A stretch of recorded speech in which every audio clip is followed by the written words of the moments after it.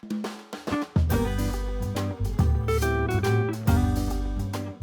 everyone, welcome to the Ingles table. I'm Scott Culpepper, and today I'm going to be showing you how to make my delicious roasted and stuffed beets. I got everything I need from my local Ingles, so let's get started. All right, so there are a few components to this dish. It's one of my favorite winter dishes. You either love beets or you hate beets, but 4 ingredients that I think go well with beets. Well, other than the beet itself: goat cheese, walnuts, and honey. So we're going to combine all those components together. So the first thing to do is take about 6 cups of pumpernickel bread. I've cut them into smaller cube size. So this is the typical loaf. It'll be about 3/4 of the loaf of bread. So do that first, put it on a cookie sheet and let it sit out and dry out for a day to get started. And so the second step is to take the beets, and we're going to want to clean them, scrub them with a brush, cut off the tip, the tail, and the top part of the greens. And we're going to just coat them with olive oil, salt and pepper, throw them on a sheet pan, and put them in the oven to roast for about an hour at minimum at 400 degrees. Depending on your oven and how big the beets are, it could take up to an hour and a half. So you want the beets to be able to be soft when you poke them after they're finished roasting. So I've gone ahead and taken that step, and here's the beets. I used red and golden beets, and you can see the golden kind of turn a little bit orange due to the dark ruby red of the red beets. But we're gonna stuff them. So we're making the stuffing that's gonna go inside the beet. So there's a number of different ways. I use a small cookie cutter, and I just kind of pierce the top, so that gives me kind of like a guideline of where I'm going to scoop. So I'm going to just first scoop and turn that out and start hollowing out the beets. If you break the side of the beet, it's not an issue because you're going to stuff it. We're going to cover it with some other goodies anyway. So take just about half, maybe 2/3 of the beet out. And what I do is I cut up whatever I take out, cut up into smaller pieces like this, and then we're going to use that in the stuffing. So for the stuffing, I have 1 large white onion that I'm going to saute down for about 10 minutes in about 2 tablespoons of olive oil, just till they're translucent. And once they're translucent, when I have them here, I'm going to add 2 cups of vegetable stock, and we're going to bring that to a slow simmer. So once it gets, this is a very basic stuffing. You can use any of your favorite stuffings to do this. Laura Lynn has stuffings you can make your favorite sausage stuffing. Any kind of stuffing is going to work. This particular stuffing I'm using today has the onions, the beets, and pumpernickel, so it's going to be very earthy. We're going to top it off with the goat cheese, herb goat cheese and walnuts as we bake it. Once we got the onions and the broth coming up to a boil, I'm going to add a tablespoon of fresh sage and a teaspoon of dried thyme. Just get that. We're going to let it simmer for just a few minutes to combine all those flavors. As that's coming to a boil, I'm going to bring our stuffing mix over here, and I'm going to add in the beet mixture. These were red and gold beets, but due to the raw, strong color in the red, they're all red now. But this makes a really pretty holiday dish because of the colors. It's definitely fall.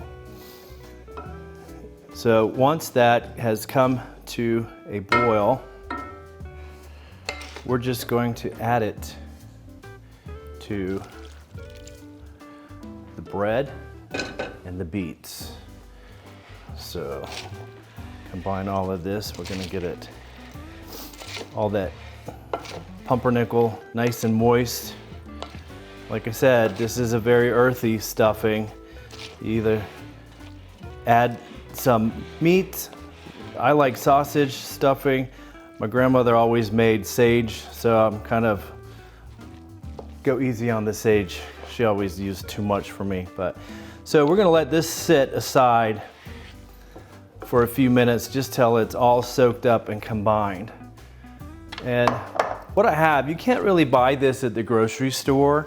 A lot of restaurants make these with butter and stuff. This is goat cheese, like I said, I'm using a 1/3 cup of chopped chives, a 1/3 cup of fresh parsley, just about almost a 1/2 cup of walnuts, and then 1 clove of garlic. These are 2 4-ounce blocks of room temperature softened goat cheese. So I'm just gonna get all the garlic down in there. And then we're gonna add all of those herbs. And we're just gonna mix them together.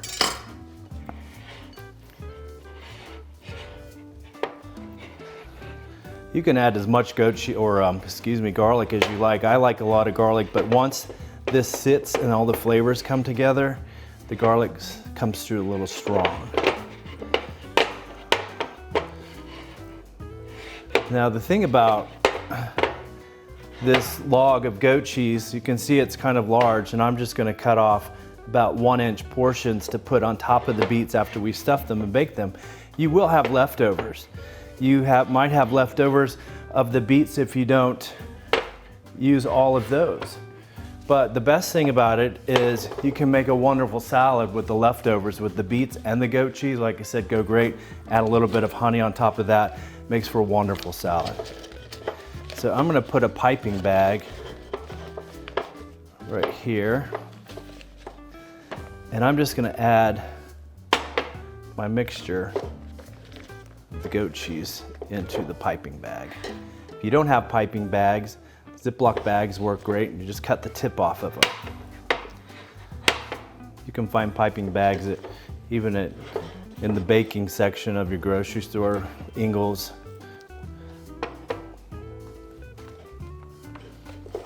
So I'm gonna set this aside.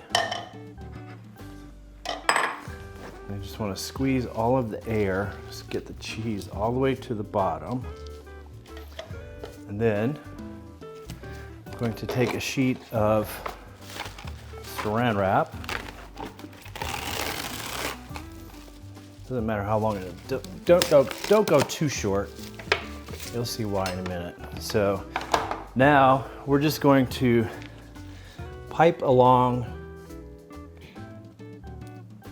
the sheet like that, and I'll do a couple of rows, and you can tell if you're going too fast because it'll crack, but it really doesn't matter because once we roll it up, it's all going to be smushed together.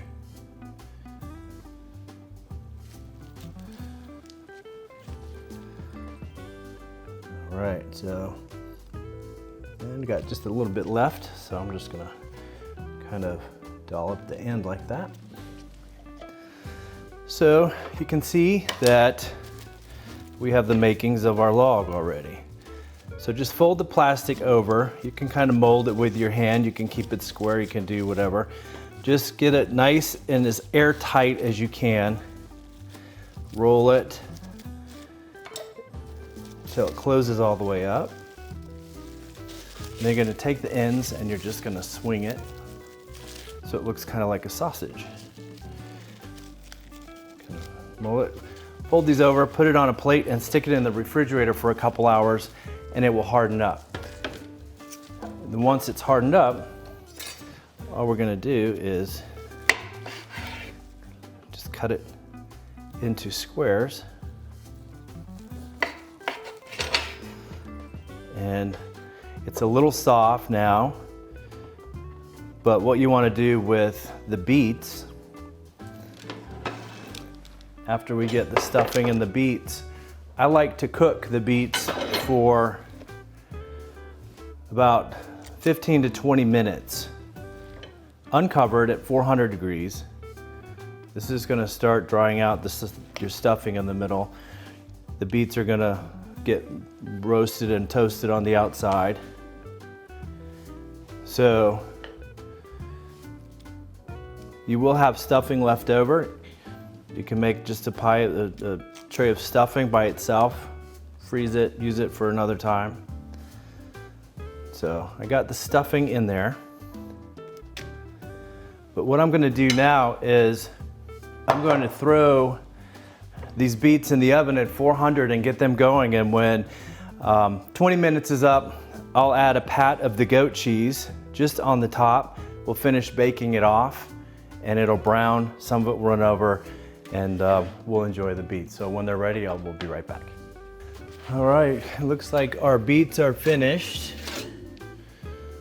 So as you can see, the goat cheese browned a little bit on the top. So I'm going to, just for presentation, take them off here.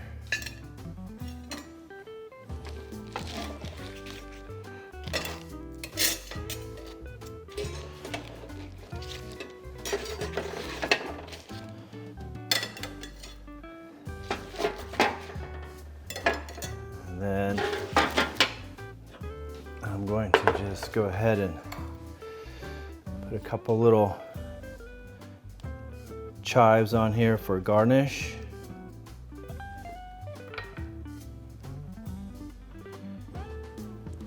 Maybe some fresh parsley. Let's do this first. This is a spiced honey that I make, and the recipe for this will be on the website with the rest of this recipe. It's honey, cloves, black pepper, some lemon, and a little bit of also vanilla, a little salt and pepper. And then just a few extra walnuts. All right, guys, here you go. There's the roasted beets with goat cheese. Thank you so much for joining me here at the Ingles table. Be sure to check out the website for more tips, tricks, and recipes. I'll see you next time.